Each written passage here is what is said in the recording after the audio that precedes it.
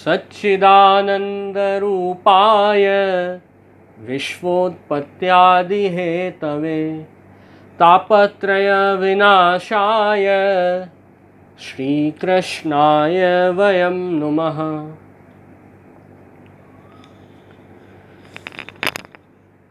तो आज बहुत ही आनंद की बात है कि आज हमें सत्संग करना है। 84,252 वैष्णवों की वार्ता का संग करना है, जिससे हमारे भगवत भाव में वृद्धि हो।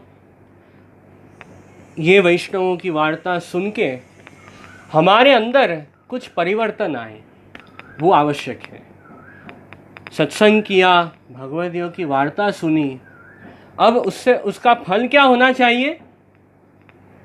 सत्संग का फल यही है, वैष्णवों की वार्ता सुनने का यही फल है कि हमारे अंदर बदलाव आए, हमारे अंदर परिवर्तन आए। कौन से बदलाव, कौन से परिवर्तन?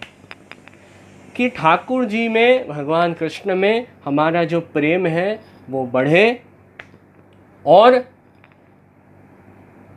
दिन प्रतिदिन हमारी जो रुचि है वो भगवत धर्म, भगवत मार्ग में बढ़ती रहे और कुछ नए नए मनोरथ हम ठाकुर जी के करें और कुछ अपने जीवन में नियम लें कि मैं ये काम तो अवश्य करूँगा ही, ये भगवत कार्य मैं अपने जीवन में ज़रूर करूँगा और रोज़ मुझे ये कार्य तो करना ही है। जप पाठ मुझे रोज़ करने हैं, प्रभु की सेवा मुझे रोज़ करनी है, ठाकुर जी के दर्शन रोज़ करने हैं, भगवत कथा रोज़ सुननी है। ऐसा नियम हमें ज़रूर लेना ही चाहिए और जिससे हमारा जो जीवन है वो सफल बने और प्रभु के तरफ हमारी प्रवृत्ति हो और भगवत मार्ग में, पुष्टि भक्ति मार्ग में हम अच्छी तरह से चलें। और मार्ग में तो आ ही गए हैं, पुष्टि मार्ग में, पर सिर्फ मार्ग में आ जाए और साथ में मार्गदर्शन भी जरूरी है, तब हम अच्छी तरह से मार्ग पे चल पाते हैं। मार्गदर्शक ही कोई ना हो तो क्या स्थिति होगी? तो व्यक्ति उस रास्ते पे चल ही नहीं पाएगा। उसी प्रकार पुष्टि मार्ग पे चलना है, पुष्टि भक्ति मार्ग का अनुसरण करना है तो गुरु की कृपा, गुरु की तो बहुत आवश्यकता है, जो हमें सही रास्ते पे चलाते हैं, हमारा उद्धार करते हैं। तो ऐसे ही सर्वसमर्थ हमारे गुरु हैं श्री महाप्रभु जी, आचार्य चरण, और आपकी ही कृपा जरूर रहे हमारे ऊपर। इसी भाव से हम ये भगवदियों की वार्ता सुनते हैं, समझते हैं और अपने जीवन में कुछ बदलाव करें और भगवत भाव को बढ़ाएं, सत्संग में प्रवृत्ति हो। बस यही सब बातें ध्यान रखनी है। और अब आज का जो सत्संग है हम शुरू करते हैं। आज मैंने ऐसा विचार किया है कि एक बहुत अच्छी वार्ता है, कबूतर कबूतरनी की वार्ता है, वो हम आज समझेंगे। 252 वैष्णव की वार्ता नंबर है 178। तो जिन जिन को पुस्तक सामने रखने की इच्छा हो आप ज़रूर आनंद से रख सकते हो और आनंद से श्रवण करो। तो अब वार्ता शुरू करते हैं। अब श्री गोसाई जी के सेवक कबूतर कबूतरनी, तीन की वार्ता को भाव कहते हैं। सबसे पहले भाव प्रकाश में शेर राय जी आप समझाते हैं कि भगवान कृष्ण की नित्य लीला में भी कबूतर कबूतरनी ही है। ये जो जीव है वो ठाकुर जी की नित्य लीला में भी उनका स्वरूप कबूतर और कबूतरनी का ही है। ये श्री चंद्रावली जी को बहुत प्रिय है। क्यों प्रिय है श्री चंद्रावली जी को? क्योंकि ठाकुर जी तथा श्री स्वामी जी आपके जो परस्पर पत्र होते हैं और जो आप परस्पर बात करते हैं वो एक कबूतरनी पहुंचाते हैं। श्री स्वामी जी की बात ठाकुर जी तक पहुंचाते हैं, ठाकुर जी के पत्र श्री स्वामी जी तक पहुंचाते हैं। तो ये सेवा ये लीला में कर रहे हैं। इस कारण श्री चंद्रावली जी को बहुत प्रिय है। और कबूतर का नाम लीला में प्रीति निवाहक है और कबूतरनी का नाम प्रीत मगमनी है। तो ऐसे दोनों के नाम हैं। तो अब उन्हीं का प्रागट्य इस भूतन पे हुआ। तो अब वार्ता प्रसंग 1 में वार्ता शुरू होती है। एक समय श्री गोसाई जी आप श्रीमद् गोकुल से गुजरात प्रदेश पधारे। गोसाई जी दैवी जीवों के उद्धार के लिए अनेक बार आप प्रदेश पधारे। गुजरात भी कई बार श्री गोसाई जी आपने प्रवास किया, प्रदेश पधारे, जिससे सब जीव का उद्धार हो सके। तो आप पधारे और रास्ते में मही नदी बीच में आई। तो नदी बीच में आई और उस समय ऐसी परिस्थिति थी कि उस नदी में बाढ़ आ गई थी। तो नदी में खूब पानी पानी हो गया। इतना पानी नदी का फैल गया कि वहाँ से कोई भी आ और जा नहीं सकता था। ऐसी स्थिति वहाँ हो गई। अब पानी थोड़ा कम हो नदी में तो वहाँ से आने जाने का रास्ता भी बन पाए। कैसे भी नाव में बैठ के या कोई भी प्रकार से नदी पार कर सके। पर नदी में बाढ़ आ जाए, सब जगह पानी फैल जाए तो नदी पार नहीं की जा सकती है। तो रास्ता नहीं मिलता है जाने का। अब क्या करें? तो मही नदी के ही किनारे श्री गोसाई जी ने उस दिन मुकाम किया कि चलो आज नहीं जाते हैं, कल जाएंगे। ऐसे श्री गोसाई जी आप नदी किनारे आप विराजे, आपका मुकाम हुआ। दूसरे दिन आप श्री गोसाई जी संध्या वंदन जप पाठ इत्यादि क्रम करने के बाद आप विराज ही रहे थे और आपने सेवक को आज्ञा की कि अरे सेवक सुनो, आज मैं भोजन नहीं करूँगा। ऐसे श्री गोसाई जी ने आज्ञा कर दी। तब सेवकों को सुन के आश्चर्य हुआ कि अरे महाराज, ऐसे आप क्यों आज्ञा कर रहे हो? आज आप प्रसाद नहीं लोगे, भोजन नहीं करोगे, क्यों? आज क्या हुआ? तब श्री गोसाई जी ने आज्ञा की कि आज कोई जीव शरण नहीं आयो है।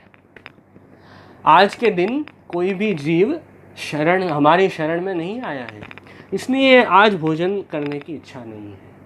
ऐसे श्री गोसाई जी ने आज्ञा कर दी। भाव प्रकाश में शेहराय जी समझाते हैं कि गोसाई जी ने ऐसे आज्ञा क्यों की, क्योंकि यह कही के जताए जो हमारो प्रागट्य तो दैवी जीवन के उद्धारार्थ है।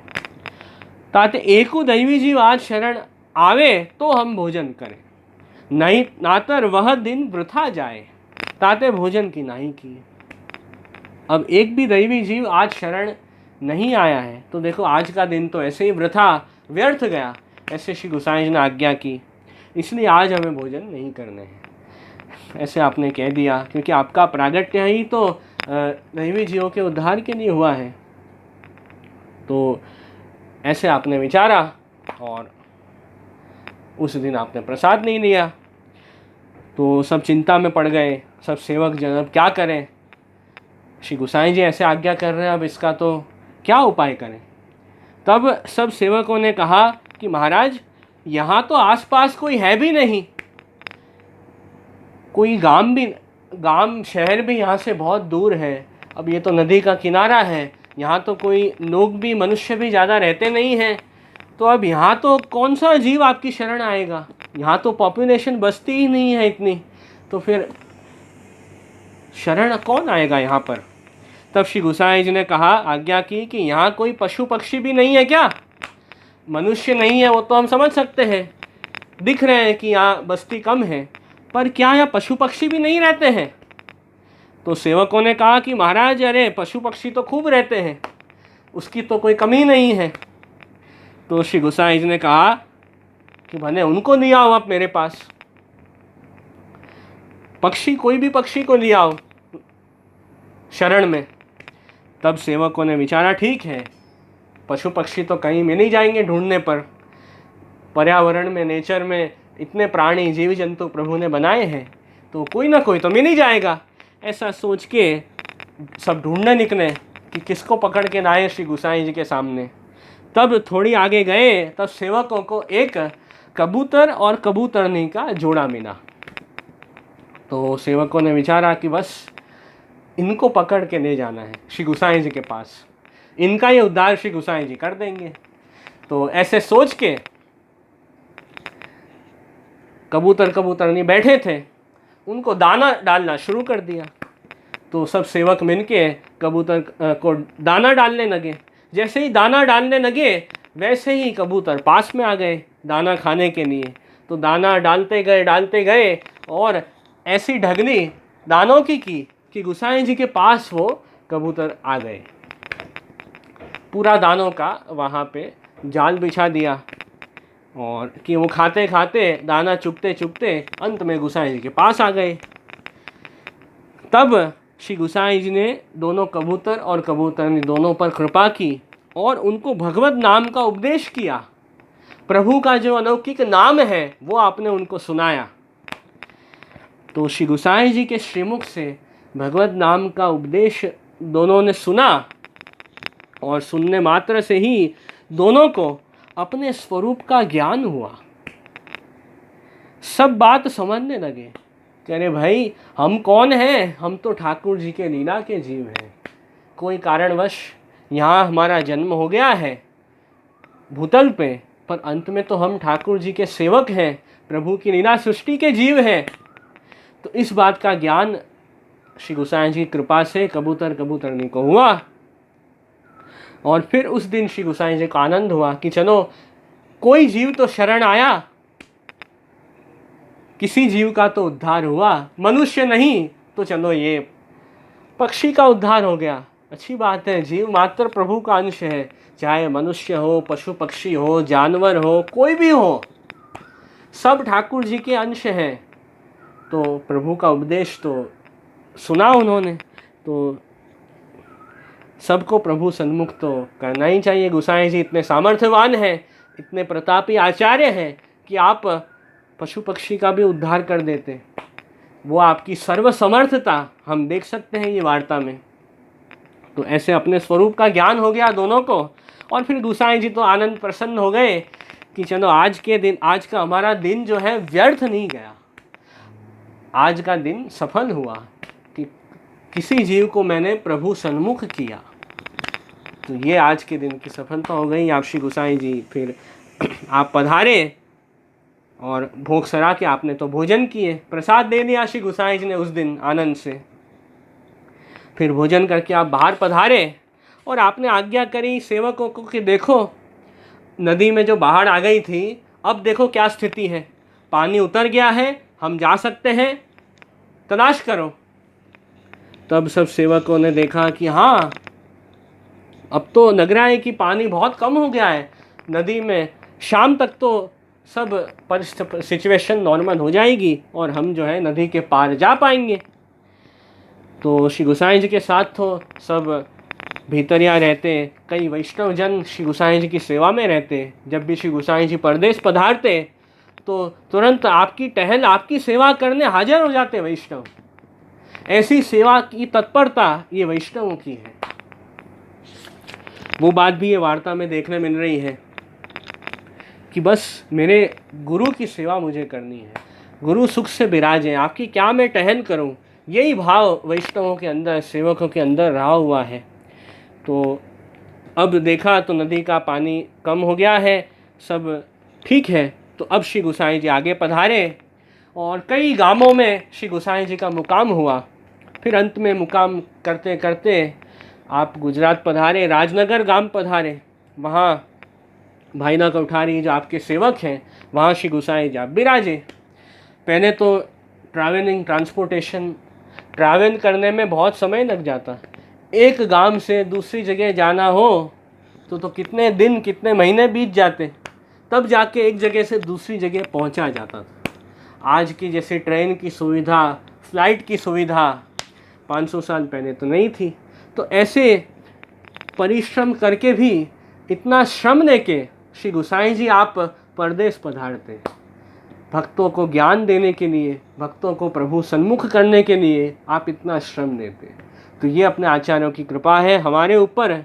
इतना श्रम आपने हमारे लिए लिया है कि हमारा भक्तों का कल्याण हो, इस भाव से श्री गोसाई जी आप पधारते।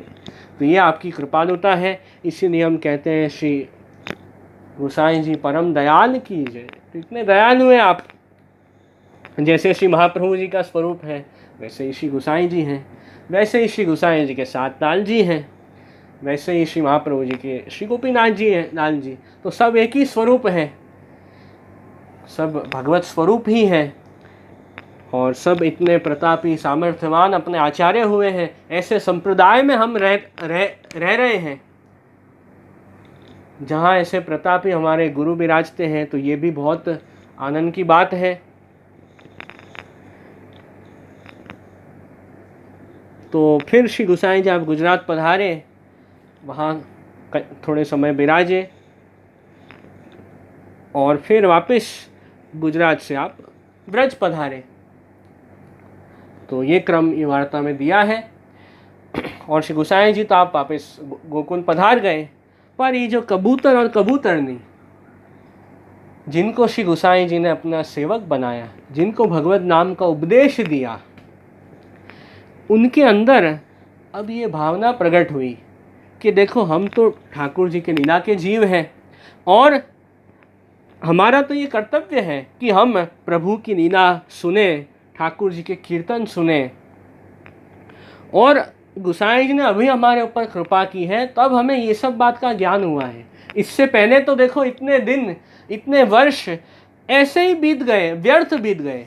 ऐसे दोनों सोच रहे हैं, कबूतर कबूतरनी। भाव प्रकाश में समझाए शहर राय जी ने कि हम सेवक नहीं हुए थे गोसाई जी के, उसके पहले का समय तो वैसे ही वेस्ट चला गया, यही खाने पीने में, और बस उसमें ही हम पड़े रहते। कैसे अपने आप को सुखी रखें, उसमें ही पूरा समय निकल गया।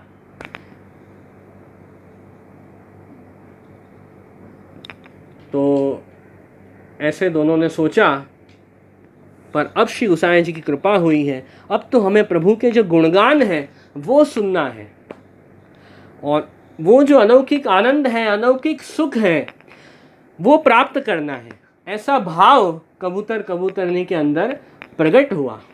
और फिर बाजू के ही गांव में वैष्णव मंडी, सब वैष्णव मिलके सत्संग करते, वहाँ उड़ के चले गए दोनों। और कोई पेड़ होता, वृक्ष होता, वहाँ पेड़ की डाली पे जाके बैठ जाते, और भगवत गुणगान, सत्संग, कीर्तन, भगवत लीला सब सुनते अपने कान से। फिर सत्संग जब तक जितनी देर चलता, जितने घंटे चलता, दोनों बैठे रहते पेड़ पे और सत्संग सुनते। इतनी उनकी सत्संग में रुचि बढ़ गई। उड़ते नहीं तो वैसे आप देखें तो पक्षी जो होते हैं ना, बहुत चंचल होते हैं, बहुत देर एक स्थान पे बैठ ही नहीं सकते हैं। पक्षी का तो यही स्वभाव है, चंचल होना। पर ये तो दैवी जीव है, गोसाई जी की कृपा पात्र सेवक हो गए, तो ठाकुर जी के नाम सुन रहे हैं, प्रभु की सत्संग सुन रहे हैं, तो उसमें पक्षी होते हैं चंचल, पर अपने स्वभाव का उन्होंने परिवर्तन कर दिया। उनका गोसाई जी कृपा से उनका स्वभाव ही बदल गया। चंचल स्वभाव दूर होके अब शांत स्वभाव हो गया। एक स्थान पे बैठ के शांति से भगवत कथा सुन रहे हैं। तो देखो प्रभु की कैसी कृपा हुई, गुरु की कैसी कृपा हुई कि इनका स्वभाव बदल गया और शांति से भगवत कथा सुनने बैठ गए। और वहाँ जो वैष्णव सत्संग करते, उनको भी देख के आश्चर्य होता कि अरे ये कैसे कबूतर का जोड़ा है, कैसे पक्षी हैं कि 2 घंटे तक, 3 घंटे तक लगातार बैठे रहते हैं। ऐसे पक्षी तो भाई हमने पहली बार देखे, आज तक तो देखे नहीं थे। वैष्णवों को भी आश्चर्य हुआ। फिर सत्संग समाप्त होता, तब वैष्णव सब प्रसाद लेते और कबूतर कबूतरनी को भी प्रसाद देते कि आप तुम भी खाओ। सब वैष्णवों को प्रसाद बांट रहे हैं तो आपको भी बांट रहे हैं, आपने भी इस कथा सुनी, आप भी प्रसाद लो। तो सब प्रसाद आनंद से दोनों ग्रहण कर लेते। कबूतर कबूतरनी जो भी वो खा सकते, जो भी ग्रहण कर सकते, वो प्रसाद ले लेते। तो सब देखते रहते हैं वैष्णव कि ये तो कोई अलौकिक जीव लगते हैं, सामान्य पक्षी तो ये नहीं लगते हैं। और फिर सब वैष्णव उनके ऊपर हाथ फिराते प्रेम से। फिर भी बैठे रहते सब वैष्णव, जय श्री कृष्ण करते, तो अपना मस्तक वैष्णव के आगे दोनों झुकाते, ऐसे ये पक्षी। फिर सत्संग हो जाता, फिर वापस उड़ के वो जहाँ भी रहते, जहाँ भी उनका निवास स्थान उन्होंने पेड़ पे बनाया था, बगीचे में, घोंसले में, वहाँ चले जाते। ऐसे इनका रोज का नियम। रोज रात को सत्संग होता, रोज रात को वृक्ष के ऊपर पेड़ की डाल पे बैठ जाते और सत्संग सुनने लगते। फिर सत्संग हो जाता, फिर क्या करते, कबूतर और कबूतरनी दोनों आपस में मनन करते, क्योंकि जो श्रवण किया है, जो हमने अपने कानों से सुना है, उसका मनन भी करना पड़ेगा, मतलब उसका वापस स्मरण करना जरूरी है। एक बार आपने कोई बात सुनी तो वो तो फिर हम भूल जाते हैं। वो दृढ़ कब होती है सुनी हुई बात, जब हम बार बार उसका स्मरण करें, बार बार उस बात को हम दोहराते हैं, तब क्या होता है, वो बात हमारे अंदर दृढ़ हो जाती है कि हाँ भाई, फिर हम कभी भूलते नहीं हैं। वैसे ही हम जो भी सुनते हैं सत्संग में, जो भी ग्रंथ पढ़ते हैं श्री महाप्रभु जी के, तो भागवत जी पढ़ते हैं, ये वैष्णव की वार्ता पढ़ते हैं, वो एक बार सुनने से काम नहीं चलेगा, उसको हमें बार बार सुनना पड़ेगा। श्रवण जो किया है उसको फिर शांति से बैठ के उसका मनन करना पड़ेगा, तब जाके वो अलौकिक बात आपके अंदर दृढ़ हो जाएगी। ऐसा नहीं होता कभी भी, एक बार सांभળી લીધું હવે શું, હવે કાંઈ અમારે નથી કરવાનું, ऐसे तो हम करते नहीं हैं। हम रोज देखो, रोज स्नान करते हैं, रोज भोजन करते हैं, तब तो ऐसा विचार नहीं आता है कि देखो कल मैंने भोजन कर ली है, फिर आज खाने की क्या जरूर है, तब तो हम ऐसा नहीं सोचते हैं। और कितने जूने पुराने पिक्चर के गीत होते हैं, किशोर कुमार के, लता मंगेशकर के, आज भी लोग सुनते हैं। बोलो, 50-50 साल पुराने गीत आज भी वापस सुनते हैं। क्या आपने वो गीत नहीं सुने? पहले सुने हैं, सब सॉन्ग आपने सुने हैं, पर वापस आप उसको रिपीट करते हो, सुनते हो। तो ये सब जो लौकिक काम है वो आप बार बार रिपीट करते हो, तब ऐसा विचार मन में नहीं आता है कि एक बार कर दिया, वापस से काम क्यों करूं। पर सत्संग की बात हो, महाप्रभु जी गोसाई जी की ग्रंथ पढ़ने की बात हो, भागवत जी की कथा पढ़ने की बात हो, ये भगवदियों की वार्ता सुनने की बात हो, तब तुरंत ऐसा विचार आ जाता है कि अरे ये तो हो गया एक बार, अब वापस क्या શું જરૂર છે, થઈ ગયું મારું, તો મેં તો બધું સાંભળી લીધું, બધા ગ્રંથ વંચાઈ ગયા, બધું પતી ગયું, હવે કાંઈ કરવાની જરૂર नहीं। तो ऐसे सत्संग में जो है वो निश्चिंतता हमें नहीं रखनी है। भले एक बार पढ़ा है, वापस उसको पढ़ो, उससे वो भगवत भाव आपके अंदर, जितना ज़्यादा आप उसका संग करोगे, उससे वो भगवत भाव दृढ़ होगा। तो कबूतर कबूतरनी भी ऐसे ही करते। आज अपन ने ये वार्ता सुनी है, कीर्तन सुने हैं, तो फिर कबूतर कबूतरनी को सुनाते, कबूतरनी कबूतर को सुनाते, ऐसे वो भगवत वार्ता आपस में करते और भगवत भाव दृढ़ कर लेते। तो ऐसे उनका रोज का नियम। तो हमें भी ये सीख मिलती है इनके चरित्र से कि हमें भी वैसे ही पुनः उसका स्मरण करते रहना चाहिए, जिससे हमें भी कभी भी हम प्रभु को भूले नहीं। नहीं तो क्या होता है, हम काम इतने सारे करते हैं, लौकिक कार्य हम अपने पूरे दिन में इतने करते हैं कि फिर क्या होता है, लौकिक आवेश हमारे अंदर आ जाता है और जो भगवत आवेश है वो छूट जाता है।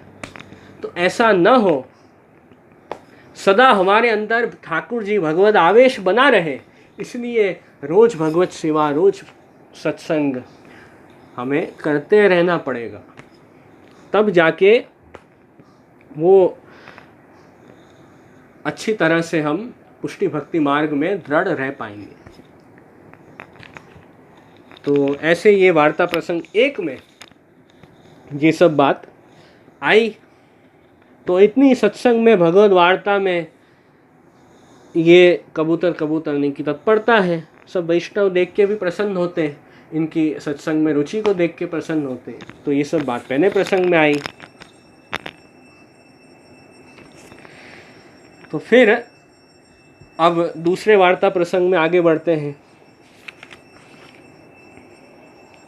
अब दूसरे प्रसंग में ये बात आ रही है कि उसी गांव में एक राजा रहते थे।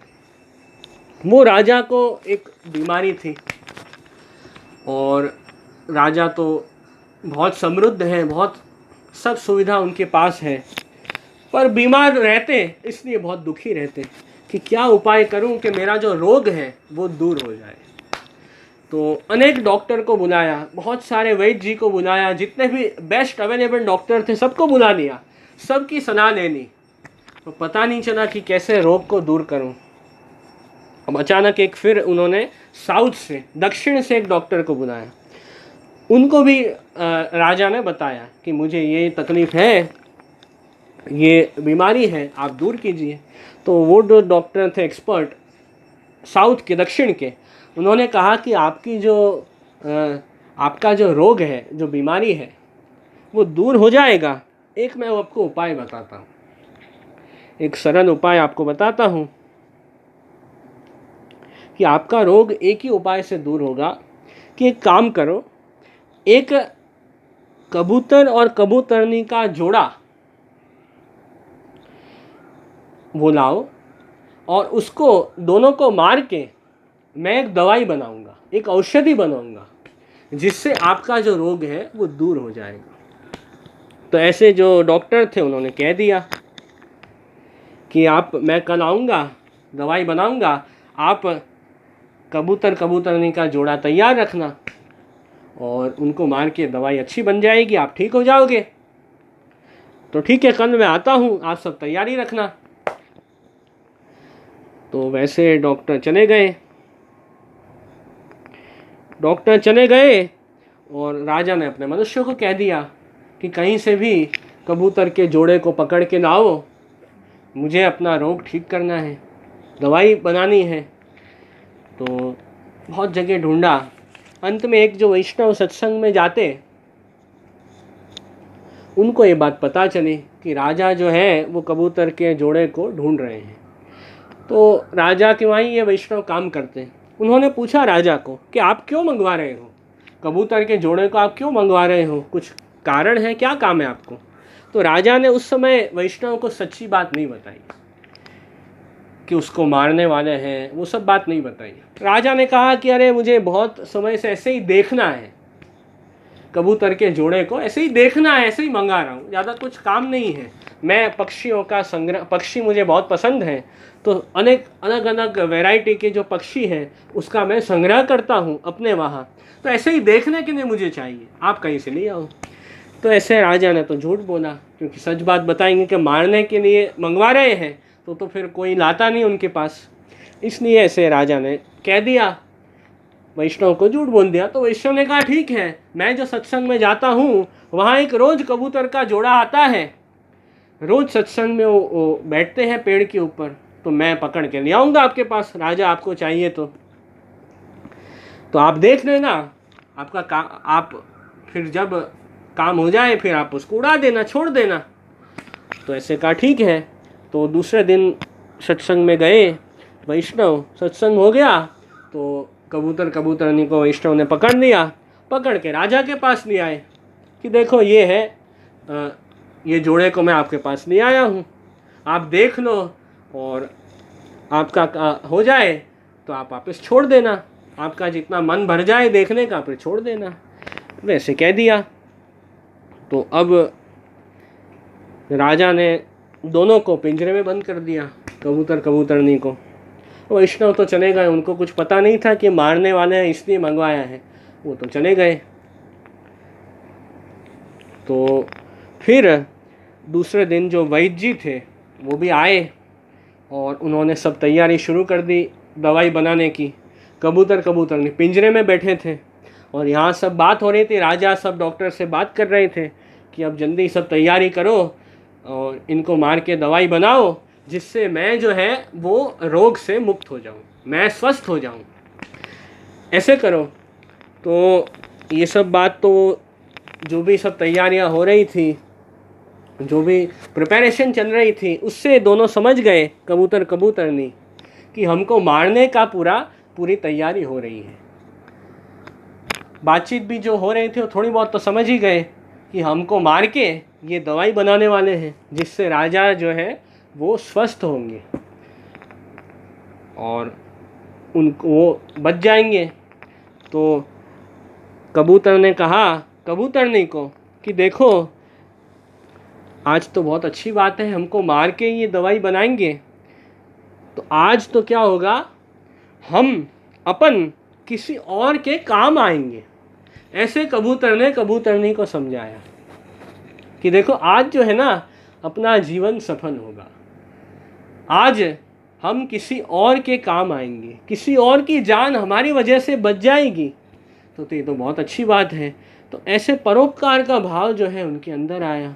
और भाव प्रकाश में भी शहराई जी समझाते हैं कि वैष्णव का तो ये धर्म है कि किसी के हित के लिए हमारा शरीर काम आए तो तब तो हमारा जन्म सफल हो जाता है, नहीं तो जन्म लेना व्यर्थ है। परोपकार जैसा और दूसरा कोई धर्म नहीं है। सो ये ज्ञान जो है गोसाई जी की कृपा से इनको हुआ है, कबूतर कबूतरनी को, और उनके मन में धीरज है, जरा भी चिंता नहीं, दुख नहीं, कोई ऐसा भाव उनके अंदर नहीं है। उनके अंदर यही भाव है कि हमें ये राजा की जान बचानी है, उसके लिए हमें अपनी जान देनी पड़े, उसकी भी हमें परवाह नहीं है। तो ऐसा दृढ़ भाव था। पर अब दोनों बातचीत कर ही रहे थे, पर ये श्री गोसाई जी के सेवक हैं कबूतर कबूतरनी, तो गोसाई जी तो इनकी रक्षा करते ही हैं, वो इनका बाल भी बांका होने नहीं दे सकते हैं श्री गोसाई जी। ठाकुर जी की भी खूब कृपा है इनके ऊपर।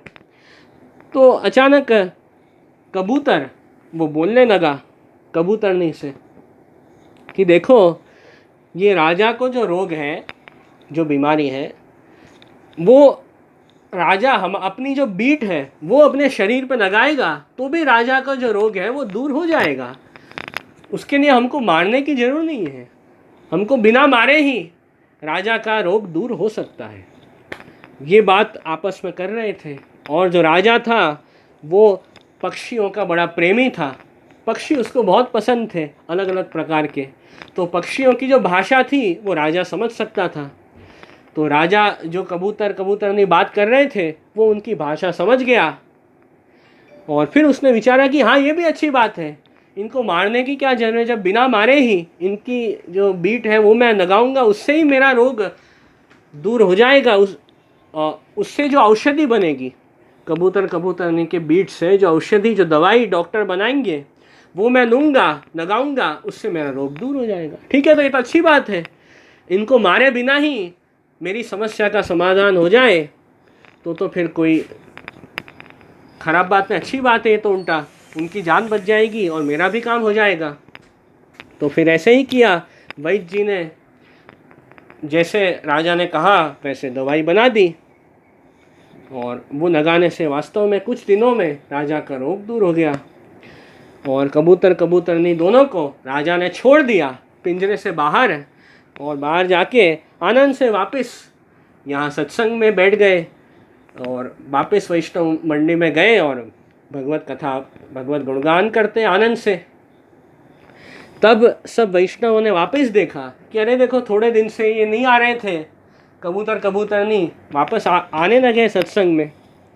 तब सब वैष्णव आपस में बात करने लगे कि देखो, हमने तो सुना था कि राजा ने तो इनको मारने का पूरा प्लान बनाया था, पर गोसाई जी की इनके ऊपर इतनी कृपा है कि गोसाई जी की शरण में दोनों हैं, तो किसी की क्या सामर्थ्य है कि इनको कुछ भी कर सके। तो ऐसे आप श्री का प्रताप है। वो सब वैष्णव आपस में बातचीत कर रहे थे कि इनके कारण देखो आज राजा की जान बच गई, राजा का रोग दूर हो गया, तो इन्होंने तो परोपकार का बहुत बड़ा धर्म किया है। तो सब बहुत खुश हो गए। और ये दूसरे वार्ता प्रसंग से भी ये परोपकार का उपदेश भी हमें मिलता है कि हमें केवल अपने बारे में नहीं सोचना चाहिए, केवल अपने स्वार्थ का विचार छोड़ के दूसरे के सुख का भी विचार करना चाहिए कि कैसे हम दूसरे के दुख को दूर करें। वो विचार भी हमारे अंदर होना ही चाहिए। वही सच्चा वैष्णव है। और वल्भाख्यान में भी गोपाल दास जी तो आज्ञा करते ही हैं, जे जीव जाति होए कोय तेने तत्क्षण सर्व सुख होए रे।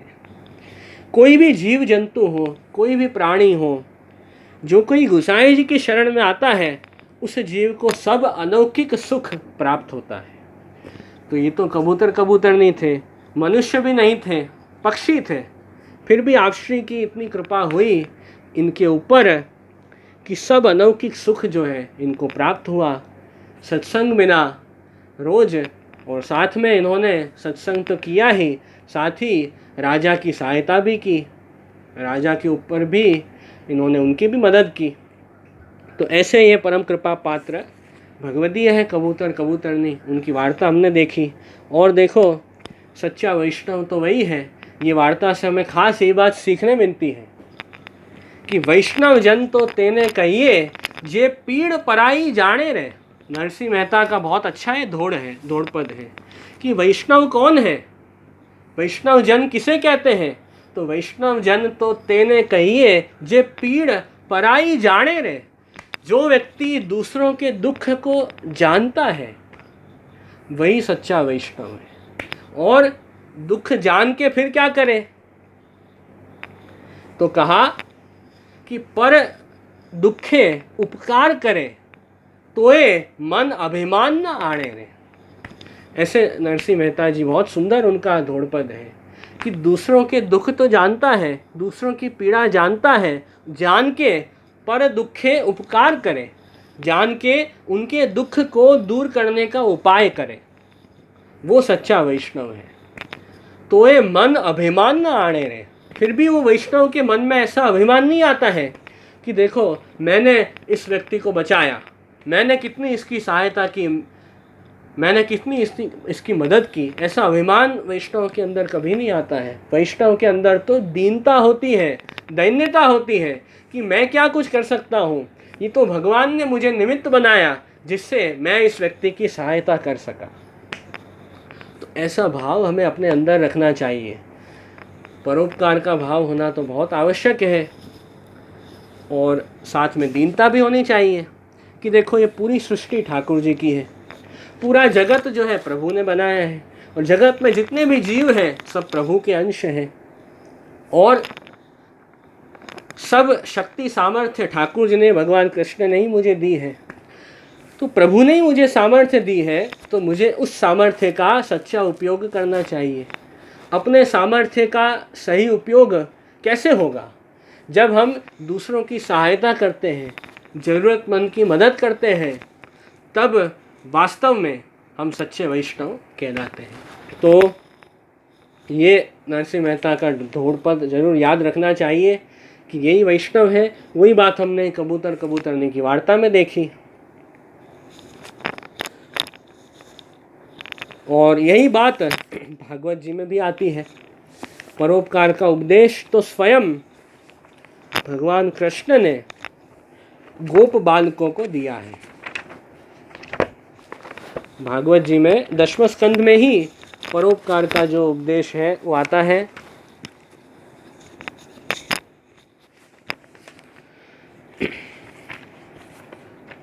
अभी मैं आपको बताता हूँ। तो 10वें स्कंद का प्रसंग है कि जब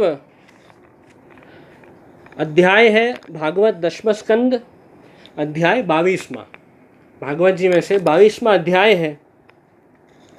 और जो व्रतचर्या का प्रसंग आता है उसके बाद ये बात आई है कि एक दिन भगवान कृष्ण बलराम जी ग्वाल बालों के साथ गाय चराते हुए वृंदावन से बहुत दूर निकल गए, और उस समय गर्मी ग्रीष्म ऋतु थी और गर्मी का मौसम था। सब जगह दोपहर का समय सूर्य की किरण तपती हुई नीचे पड़ रही थी, और सब जगह जो गर्मी का वातावरण था, पर उस गर्मी में भी जो वन था वहाँ पे बहुत वृक्ष थे, और इतने सारे पेड़ थे, इतने सारे वृक्ष थे कि उनकी छाया सब जगह फैल गई। और भगवान कृष्ण के ऊपर भी वो जो धूप की किरण है वो नहीं पड़ पाई। बहुत सारे वृक्ष थे, घना जंगल था, तो जो पेड़ थे जंगल में उन्होंने छाता का काम किया। पेड़ सब बीच में आ गए और वो जो सूर्य की तपती हुई किरण ठाकुर जी तक नहीं पहुंच पाई। प्रभु तो आनंद से पेड़ की छाया में आप विराज रहे हैं। तो वृक्षों की तरफ भगवान कृष्ण ने देखा और देख के भगवान ने आज्ञा की कि देखो ये वृक्ष जो है, ठाकुर जी ने अपने जो सखा हैं जितने भी, स्तोक, कृष्ण, अंशु, सुबल, विशाल, ऋषभ, श्रीदामा, अनेक प्रभु के सखा हैं जो ठाकुर जी के साथ हमेशा रहते हैं। तो उन सब गोप सखाओं को प्रभु ने उपदेश दिया, सब सखाओं को अपने पास बुलाया और कहा कि अरे प्यारे मित्रों, देखो ये जो वृक्ष है ना, ये वृक्ष कितने भाग्यवान हैं, ये पेड़ कितने भाग्यशाली हैं कि इनका सारा जीवन केवल दूसरों की भलाई करने के लिए ही है। ऐसे प्रभु उनको समझाते हैं। देखो अभी हम बैठे हैं वृक्ष की छाया में, बाहर तो कितनी धूप है, पर अभी पेड़ जो है वो छतरी का काम कर रहे हैं। जैसे हमें बाहर कहीं जाना हो बारिश में या धूप में तो हम छतरी लेके जाते हैं जिससे हम बच सकें धूप से या बारिश से। तो प्रभु भी वही आज्ञा कर रहे हैं भक्तों को कि देखो ये वृक्षों की छाया में हम बैठे हैं, ये पेड़ वृक्ष सब कुछ सहन करते हैं, तेज हवाएं चलती हैं वो सहन करते हैं, वर्षा कितनी तेज बारिश पड़ती है सब वृक्ष अपने ऊपर सह लेते हैं, तेज धूप होती है, ठंडी होती है, सब वृक्ष खुद सहन करते हैं। और फिर करते क्या है, सब कुछ सहते हैं पर हम लोगों को उनसे रक्षा करते हैं। कहीं हमारे ऊपर धूप ना पड़े, हमारे ऊपर वर्षा की बूंद ना पड़ जाए, उन सब बातों से हमारी रक्षा जो है ये पेड़ कर रहे हैं। ऐसे देखो ये वृक्ष तो कितने भाग्यवान हैं। ऐसे भगवान कृष्ण वृक्षों के उदाहरण से परोपकार का उपदेश सब जो गोप सखा है उनको प्रभु दे रहे हैं। तो भागवत जी में ही ये बात आई है। और फिर प्रभु आज्ञा करते हैं कि इन वृक्षों का जीवन जो है सर्वश्रेष्ठ है। अहो एषाम वरम जन्म सर्व प्राणी उपजीवनम। ऐसे प्रभु कहते हैं कि ये जो वृक्ष है वो तो सर्वश्रेष्ठ है क्योंकि सभी प्राणियों को इनसे सहारा मिल रहा है और सबका ये जीवन निर्वाह ये पेड़ कर रहे हैं। और जैसे किसी सज्जन पुरुष के घर से कभी कोई खाली हाथ नहीं जाता है, कभी कोई कुछ मांगने आता है तो सज्जन व्यक्ति क्या करते हैं, उनको खाली हाथ जाने नहीं देते हैं, उनको कुछ न कुछ दे के विदा करते हैं। ये सज्जन व्यक्ति की निशानी है। याचक की याचना पूरी करते हैं। उसी प्रकार ये जो पेड़ है, वो जो भी व्यक्ति पेड़ के पास आता है, वृक्ष के पास आता है, वो खाली हाथ नहीं जाता है, उसे कुछ न कुछ वृक्ष जरूर देते ही हैं। कभी छाया देते हैं, कभी फूल देते हैं, कभी फल देते हैं, कभी ऐसे सुंदर पत्ते देते हैं जिससे औषधि बन सके। तो वृक्षों ने तो हमेशा देते ही हैं दूसरों को। ऐसे ये वृक्ष हैं, इनके पत्ते, छाल, छाया, फल, फूल, गोंद, गंध, सब ऐसी वस्तुएं वृक्ष प्राप्त कराते हैं जिससे सबकी कामनाएं पूर्ण हो जाती हैं।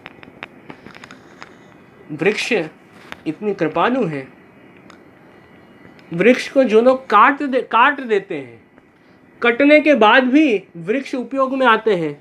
लकड़ी की सब जो हम फर्नीचर बनाते हैं, कुर्सी बनाते हैं, टेबल बनाते हैं, बेड बनाते हैं, सब लकड़ी से बनता है। वो कबाड़ बनाते हैं, सब लकड़ी से बनता है। तो वो सब अंत में वृक्ष से ही आ रहा है। तो हमारे हर जीवन जरूरत की वस्तु हमें पेड़ दे रहे हैं। वृक्ष नहीं होते तो फिर हमारा जीवन चल ही नहीं पाता। तो वृक्ष को तो अपने आप वैष्णव कहा है कि वैष्णवाः वै वनस्पतयः, कि ये वृक्ष तो सच्चे वैष्णव हैं, इन्होंने अपनी कुछ परवाह ही नहीं करते हैं, सब दुख खुद सहते हैं और दूसरों की सहायता करते हैं, दूसरों की मदद करते हैं, सबकी रक्षा करते हैं, ऐसे ये वृक्ष हैं। तो ये बात खुद भगवान कृष्ण ने सब गोप सखाओं को समझाई। वो पूरा उपदेश ये भागवत जी के 10वें स्कंद के 22वें अध्याय में आप पढ़ोगे तो आपको मिलेगा। और ऐसा ही कीर्तन जो है सूरदास जी का, वो भी हम अंत में गाएंगे, जिसमें वृक्ष का महात्म्य बताया है। मन रे तो वृक्षन को मत ने, वो कीर्तन भी हम अंत में गाएंगे। पहले भागवत जी की ये बात समझ लें। और भगवान कृष्ण आज्ञा करते हैं कि हे प्यारे मित्रों, संसार में प्राणी तो बहुत हैं, परंतु उनके जीवन की सफलता इसी में है कि जहाँ तक हो सके अपना धन, अपनी बुद्धि, अपनी वाणी, अपने प्राण, सब वस्तुओं से मनुष्यों को ऐसे कर्म करने चाहिए जिससे दूसरों की भलाई हो। हम ठाकुर जी ने हमें धन दिया है, पैसे दिए हैं, तो हमें उससे ज़रूर दूसरों की जो ज़रूरतमंद है उनकी मदद करनी चाहिए। ठाकुर जी ने हमें शक्ति दी है, सामर्थ्य दी है, तो उसका हमें सदुपयोग करना चाहिए, दूसरों की मदद जरूर करनी चाहिए। प्रभु ने हमें बुद्धि दी है, तो बुद्धि का भी अच्छा उपयोग करना चाहिए। बुद्धि में ऐसे विचार लाने चाहिए जिससे केवल हमारा भला ही ना हो पर दूसरों का भी भला हो। तो ये बात आप विचारें। तो ये भाव है। और ठाकुर जी ने हमें वाणी दी है, तो वाणी भी हमें ऐसी वाणी अपने मुंह से बोलने चाहिए जिससे दूसरों को प्रसन्नता हो, जो सत्य हो, वाणी सत्य हो और दूसरों के लिए हितकारी हो, ऐसे वचन हमें बोलने चाहिए। हमारी ऐसी वाणी कभी भी नहीं बनानी चाहिए हमें जिससे दूसरों को तकलीफ पहुँचे, हमारी बात सुनने से दूसरों को पीड़ा हो, कष्ट हो, ऐसी बात अपने मुंह से कभी बोलनी नहीं चाहिए। और ये सब ऐसे ही जीवन में कर्म करें जिससे दूसरों का परोपकार हो। तो ये सब बात भगवान कृष्ण ने बताई कि उसी व्यक्ति का जीवन सफल है। तो ये उपदेश तो हमें मिलता ही है भागवत जी में, ये 10वें स्कंद में है। 6ठे स्कंद में दधीची मुनि की कथा आती है कि जब देवताओं को असुरों के साथ युद्ध चल रहा था, उस समय वृत्रासुर बहुत शक्तिशाली थे, बहुत पावरफुल थे, उनके साथ देवताएं नहीं जीत पा रहे थे। जो भी अस्त्र शस्त्र देवताएं चलाते सब वृत्रासुर जो है वो नष्ट कर देते। तो निस्तेज हो गए देवताएं वृत्रासुर के सामने, पूरी शक्ति सामर्थ्य उन्होंने उपयोग कर ली देवताओं ने, पर वृत्रासुर से जीत नहीं पा रहे थे। तो सब देवताएं भगवान कृष्ण की शरण में गए कि अरे प्रभु आप बचाओ हमें, हम आपकी शरण में हैं, आप ही हमारी रक्षा कर सकते हो, कैसे हम वृत्रासुर से जीते। तब प्रभु ने आज्ञा की कि अरे आप एक काम करो, आप दधीची मुनि के पास जाओ। दधीची जो ऋषि मुनि है बहुत ज्ञानी हैं, बहुत तपस्वी हैं, बहुत बड़े संत हैं, और वो दधीची मुनि के शरीर से, उनके अंगों से कैसा अस्त्र बनेगा जिससे आप वृत्रासुर से जीत पाओगे। तो दधीची मुनि के द्वारा ही आप जीत पाओगे, ऐसे प्रभु ने उनको समझाया। फिर सब देवताएं दधीची मुनि के पास गए, देवताओं ने अपनी बात रखी कि हमें असुरों से जीतना है, आप हमारी सहायता करो। तो दधीची मुनि ने कितना बड़ा परोपकार किया कि उन्होंने अपनी योग शक्ति से अपनी जीवात्मा परमात्मा में विलीन कर दी और अपना शरीर छोड़ दिया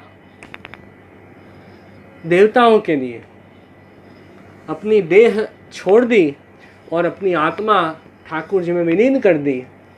और फिर दधीची मुनि की अस्थियों से, उनके अंगों से एक ऐसा अस्त्र बना ब्रह्मा जी ने बनाया, विश्वकर्मा उन्होंने बनाया, जिससे फिर देवताएं वृत्रासुर के सामने जीत पाए। तो वो भागवत जी के छठे स्कंद में भी वो परोपकार की बात हमें देखने मिलती है कि वहाँ भी दधीचि मुनि ने अपना सब कुछ न्यौछावर कर दिया देवताओं की सहायता करने के लिए, अपनी देह का भी त्याग कर दिया अपनी योग शक्ति से। तो उन्होंने भी कितना बड़ा परोपकार किया, जिस कारण फिर देवताएं वो शस्त्र से, जो दधीचि मुनि की अस्थियों से जो शस्त्र बना, वेपन, उससे फिर देवताएं वृत्रासुर से जीत पाए और उसका वध कर पाए। तो वो भी बात प्रसंग में आती है भागवत जी में। तो कितनी बड़ी कृपा उन्होंने की कि अपना भी कुछ सुख विचार नहीं किया, केवल परोपकार का विचार किया। तो परोपकार तो हम करते हैं और करना चाहिए, बहुत अच्छी बात है, उसमें तो कोई हानि नहीं है। भगवत गीता में भी यही कर्म का उपदेश भगवान कृष्ण ने कई जगह पे दिया है कि मनुष्य को हमेशा यज्ञार्थ कर्म करना चाहिए। यज्ञार्थात कर्मणोन्यत्र लोकोयम कर्म बंधनः। व्यक्ति कर्म के बंधन में इसीलिए फंसता है क्योंकि मनुष्य हमेशा अपने स्वार्थ का विचार करता है और उस अनुसार कर्म करता है।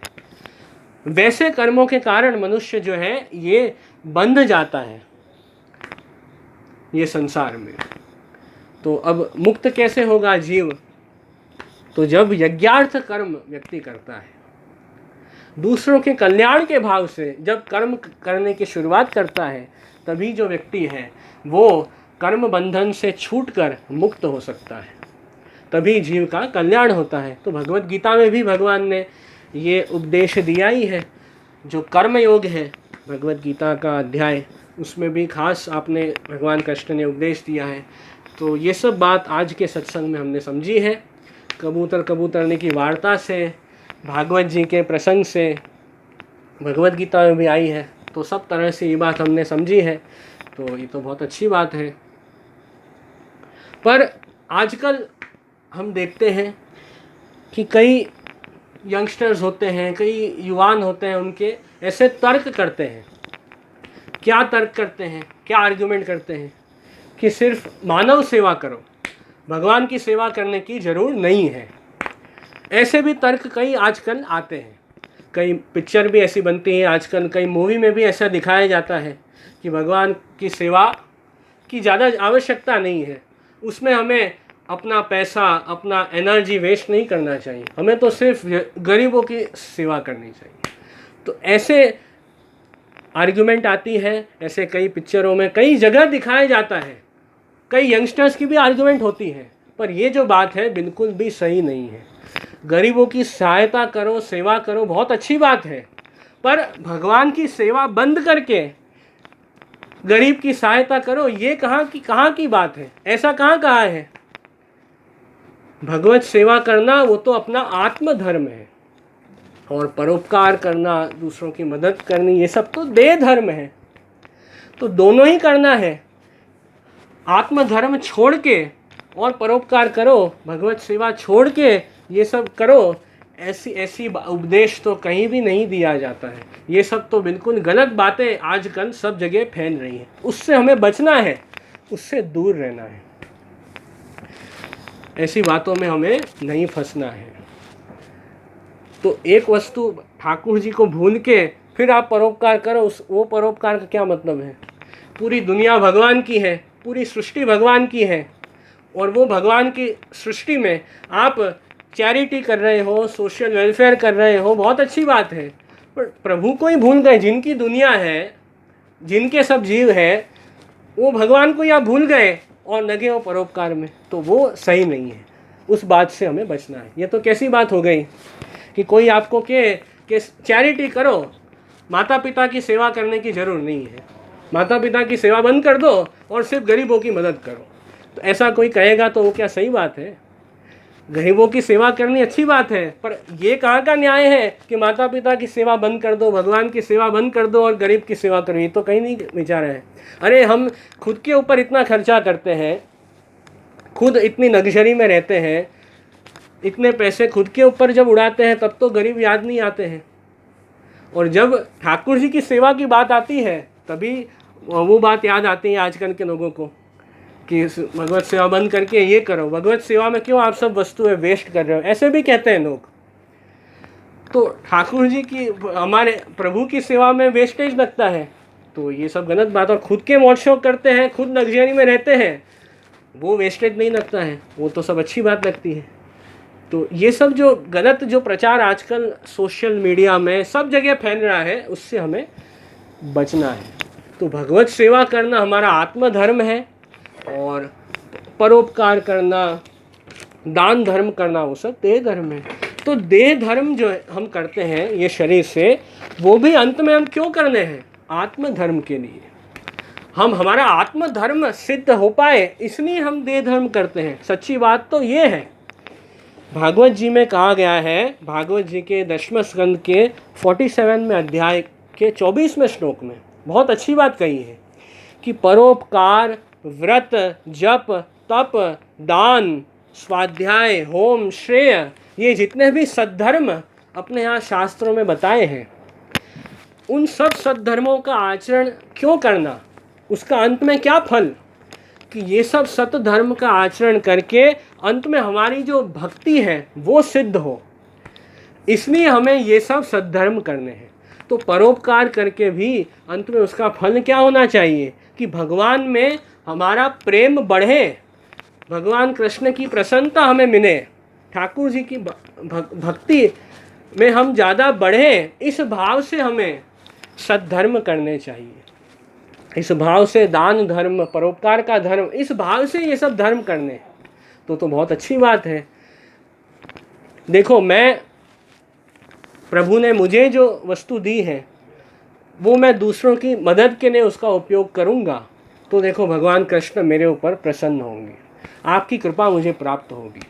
ऐसा भाव हमें रखना है, मेरा प्रभु में प्रेम बढ़े, इस भाव से हमें ये सब देह धर्म और सद्धर्म करने हैं, तो उसका यही अंत में फल है। तो ये सब बात आप खास वैष्णवजन ध्यान रखें, और जो भी ऐसी गलत आर्ग्यूमेंट होती है, गलत बातें जो फैलती हैं समाज में, उससे हमें बचना है कि हम कहीं वो सब गलत बातों में न पड़ जाएं, हम कहीं भगवान कृष्ण से विमुख ना हो जाएं, प्रभु से कहीं हम दूर ना हो जाएं। ये सब संसार के प्रवाह में, संसार की बातों में, वो हमें सावधानी रखनी चाहिए। क्योंकि क्या है, दुनिया में तो तरह तरह के लोग रहते हैं, जितने लोग उतनी बातें, ऐसा है आजकल। तो जितने लोग आपको मिलेंगे उतने मुंह और उतनी नई नई बातें आपको सुनने मिलेगी। तो बातें तो बहुत मिलेगी सुनने, पर हमें जो है वो दृढ़ता रखनी है कि कौन से विचारों को हमें अपने अंदर घुसने देना है, कौन से विचारों को घुसने नहीं देना है। तो ये तो हमें सावधानी रखनी है। जैसे पेन ड्राइव होती है, सीडी होती है, उसमें बहुत चीज़ स्टोर रहती है, पर वो तो हमारे हाथ में है कौन सी चीज़ स्टोर करनी, कौन सी स्टोर नहीं करनी। तो जो हमको काम नहीं आती है वस्तु, वो हम डिलीट कर देते हैं। मोबाइल में से भी जो मेमोरी फुल होती है तो डिलीट कर देते हैं। वैसे ही ऐसे बेकार की जो कुतर्क होते हैं और ऐसी जो बातें होती हैं जो हमें ठाकुर जी से दूर करें, उन बातों को हमें अपने अंदर घुसने नहीं देना है, हमें ऐसी बातों से बचना है। तो बस यही सब बात मुझे आप सब वैष्णवों से शेयर करनी थी। तो इसी भाव से अब आश्रय का पद करके आज का सत्संग यहीं समापन करेंगे। और मन रहे तो वृक्षन को मत ले, ये पद गाएंगे कि वृक्षन को मत ले, मतलब वृक्षों का जो मत है,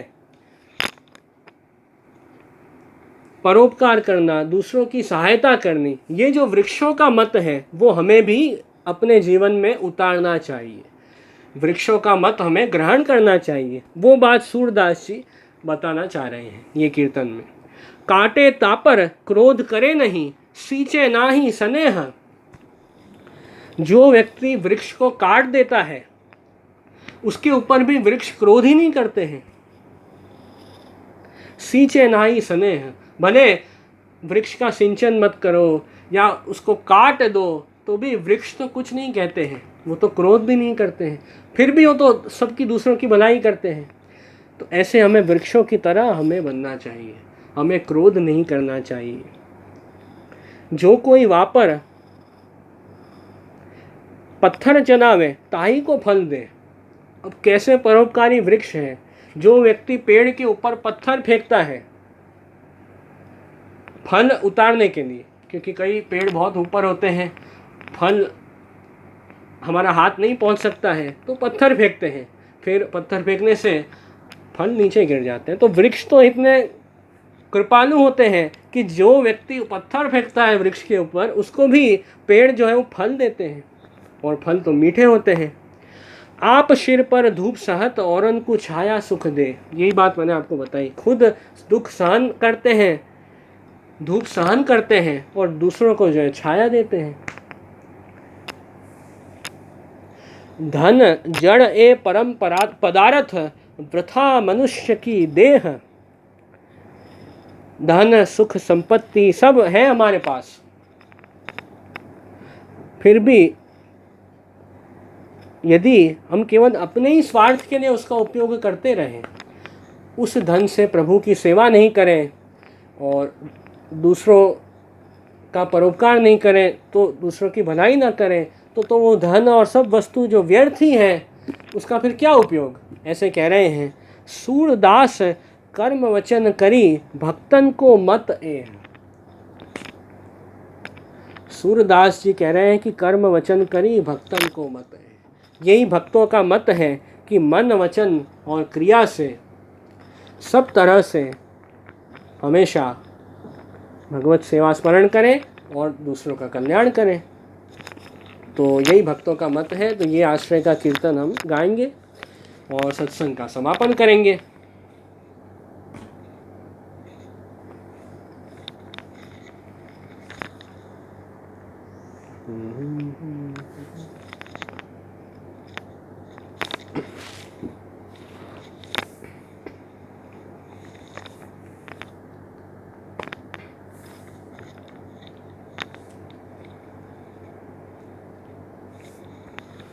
मन रे तू वृक्ष न को मत ले, मन रे तू वृक्ष न को मत ले, मन रे तू वृक्ष न को मत ले, मन रे तू वृक्ष न को मत ले। काटे तापर क्रोध करे नहीं, काटे तापर क्रोध करे नहीं, सींचे नाही स्नेह, मन रे तू वृक्ष न को मत ले। जो कोई वापर पत्थर चलावे, जो कोई वापर पत्थर चलावे, ताही को फल दे, ताही को फल दे। आप सिर पर धूप सहत है, आप सिर पर धूप सहत है, और न कुछाया सुख दे, और न कुछाया सुख दे। मन रे तू वृक्ष न को मत ले। धन जड़ ए परम पदार्थ, वृथा मनुष्य की देह। धन जड़ ए परम पदार्थ, वृथा मनुष्य की देह। सूरदास कर्म वचन करी, सूरदास कर्म वचन करी, भक्तन को मत एह, मन रे तू वृक्षन को मत ले, मन रे तू वृक्षन को मत ले, मन रे तू वृक्षन को मत ले।